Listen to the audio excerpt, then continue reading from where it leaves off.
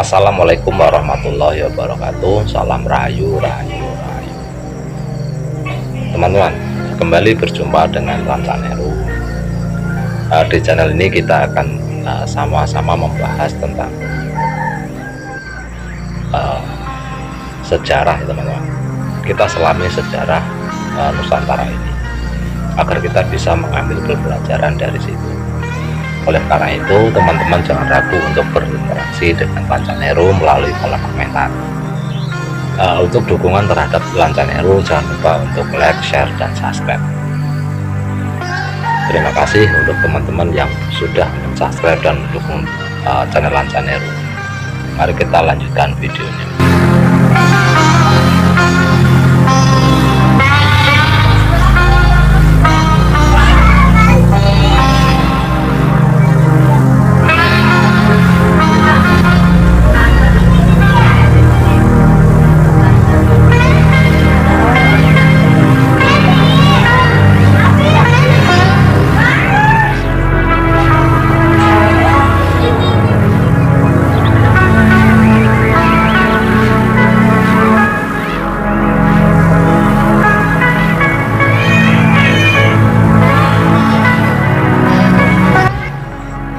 Teman-teman, di video kemarin itu saya telah berbagi sebuah cerita yang mengandung sejarah Nusantara, terutama sejarah Majapahit dan Sunda, yaitu pertikaian atau perselisihan yang terjadi di Bubat yang dikenal dengan sebutan Perang Bubat. Di dalam cerita tersebut mengandung sebuah pembelajaran yang sangat baik sekali. Yang pertama adalah belajar dari kesalahan yang dilakukan Mahapati Gajah Mada, yaitu menggunakan segala cara untuk melaksanakan ambisinya yang menjadi keinginannya untuk mempersatukan Nusantara melalui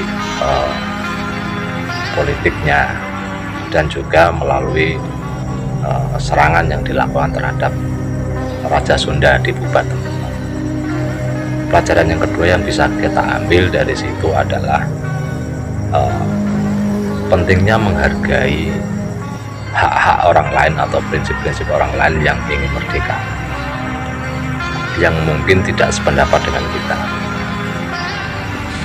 seperti yang dilakukan oleh Prabu Linggabuana Wasesa yang tidak mau mengakui kedaulatan atau lebih memilih menjadi negara sendiri atau merdeka sendiri daripada tunduk kepada Majapahit. Keputusan itu harusnya dihargai oleh Gajah Mada. Pelajaran selanjutnya adalah sebuah keberanian untuk mempertahankan harga diri serta kehormatan yang dilakukan oleh putri Sunda, yaitu Dyah Pitaloka Citra Rasmi. Tetapi di balik kisah ini, kisah Perang Bubat ini, para ahli sejarah itu masih ada perdebatan tentang keabsahan cerita ini. Kisah Perang Bubat ini masih menjadi sesuatu yang terus diperdebatkan antara ini cerita fiksi ataupun memang cerita bersejarah. Teman-teman, sebelum kita bahas lebih lanjut mengenai perselisihan atau perdebatan yang terjadi di kalangan pecinta sejarah Nusantara, teman-teman, saya ingin menginformasikan sedikit tentang sedikit wawasan atau pengetahuan saya, teman-teman, mengenai sumber sejarah, teman-teman. Sedikitnya kita harus mengetahui ada 3 sumber sejarah yang menjadi acuan untuk kita itu mengenal sejarah Nusantara. Yang pertama adalah sumber sejarah primer, teman. Sumber sejarah primer ini adalah sumber sejarah yang memang ada itu dari waktu zaman kejadian. Contohnya seperti bangunan berupa candi ataupun tempat petilasan. Contoh lain dari sumber sejarah primer ini adalah prasasti, artefak, dan segala dan lain-lainnya yang berhubungan langsung dengan terjadinya peristiwa ataupun masa terjadinya peristiwa itu. Teman-teman, kalau kita menggali sejarah hanya berdasarkan sumber primer, mungkin kita akan kesulitan karena ada beberapa kendala yang tidak bisa kita hindari. Kendala yang pertama adalah kendala bahasa. Tentunya apa yang tersirat dan tertulis di dalam sumber primer itu kita tidak akan bisa mengerti apa tulisannya. Oleh karena itu kita membutuhkan sumber lain ya untuk menerjemahkan sumber primer itu.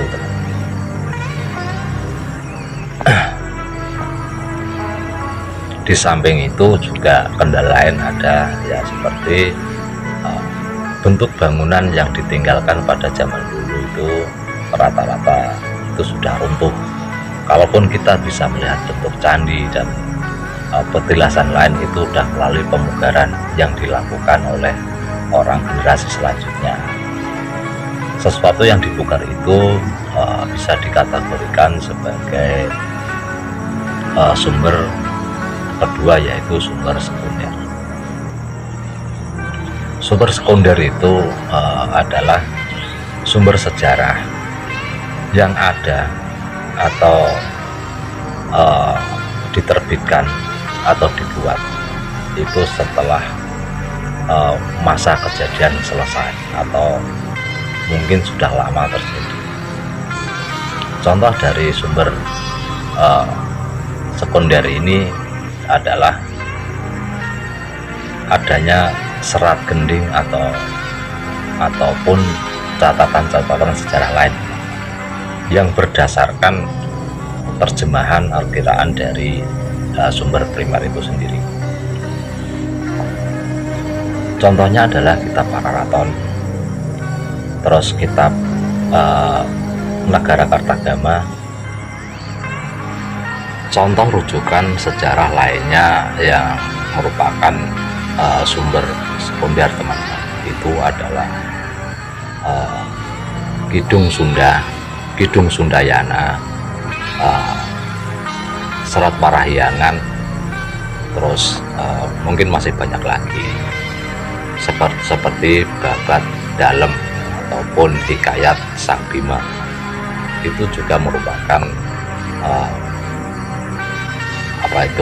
merupakan sumber rujukan sejarah yang bersifat sekunder. Terus yang lainnya, teman-teman, yang ketiga itu adalah sumber rujukan sejarah. Itu mungkin pendapat dari para ahli sejarah. Contohnya adalah Slamet Mulyana, yaitu seorang ahli sejarah yang saat ini mungkin sangat terkenal di bidang itu, teman. Masing-masing pihak ya, yang berbeda pendapat ini memiliki pegangan atau memiliki rujukan sendiri-sendiri. Di satu sisi itu para ahli sejarah yang mengatakan bahwa Perang Bubat itu adalah cerita fiksi atau cerita hoax belaka. Itu berpegang kepada bahwa Perang Bubat itu tidak pernah ada tertulis di dari sumber primernya, teman-teman. Semua itu bersumber dari rujukan yang ditulis jauh setelah kerajaan Majapahit ataupun kerajaan Pasundan itu runtuh. Bahkan para ahli sejarah itu mengatakan bahwa sumber rujukan yang dipakai itu adalah buatan Belanda. Dan ini memang sulit untuk dibantah, teman-teman. Ini masuk akal karena ketika masa zaman kolonial itu banyak sekali bukti-bukti sejarah yang dihilangkan ataupun dirusak oleh Belanda. Bahkan artefak penting pun saat ini masih banyak yang tersimpan di Belanda sana. Sedangkan di pihak lain yang berpendapat bahwa perang Bubat itu memang benar-benar terjadi, ada, itu berpegang pada rujukan sumber sejarah yang bersifat sekunder itu, teman-teman. Dan itu juga tidak bisa disalahkan karena rujukan itu memang ada gitu, teman-teman. Ada buktinya di situ. Yang harus kita lakukan adalah kita itu sebagai pencinta sejarah itu harus bersikap bijaksana. Kita tidak perlu mendebatkan ada atau tidaknya, karena masing-masing memiliki sumber rujukan sendiri-sendiri. Yang harus kita lakukan, kita mengetahui sejarah, walaupun ada dua sejarah yang berbeda mengenai satu peristiwa. Kita mengambil pelajaran dari apa yang sudah terjadi saja. Sengketa atau perselisihan antara Sunda dan Jawa yang terjadi akibat perang Bubat itu tidak seharusnya kita lanjutkan sampai saat ini. Karena apa? Karena masing-masing pihak itu telah menyesali terjadinya. Diceritakan di kisah perang Bubat yang saya bagikan kemarin, video kemarin, itu bahwa Mahapati Gajah Mada sebagai aktor utama dalam penyerangan terhadap Raja Sunda itu mengakui kesalahan dan mengundurkan diri, pensiun dini dari jabatan Mahapati.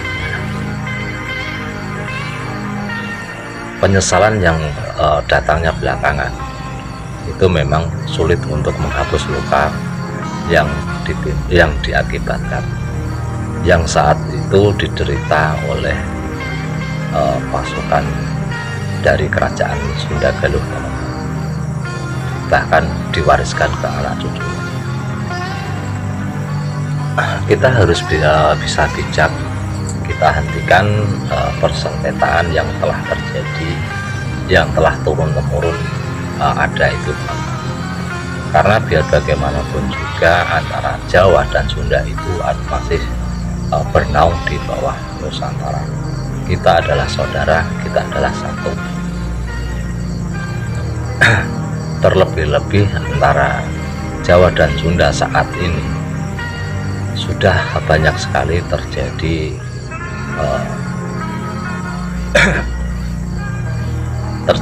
hubungan perkawinan dan melahirkan banyak keturunan. Tidak sedikit keturunan Jawa Sunda yang ada saat ini, teman-teman. Jangan racuni anak-anak kita itu dengan cerita-cerita yang sifatnya merusak hubungan, teman-teman. Terima kasih, itu yang bisa saya sampaikan di video kali ini. Mudah-mudahan bermanfaat, teman-teman. Sampai jumpa di video yang akan datang. Wassalamualaikum warahmatullahi wabarakatuh. Salam rahayu, rahayu, rahayu.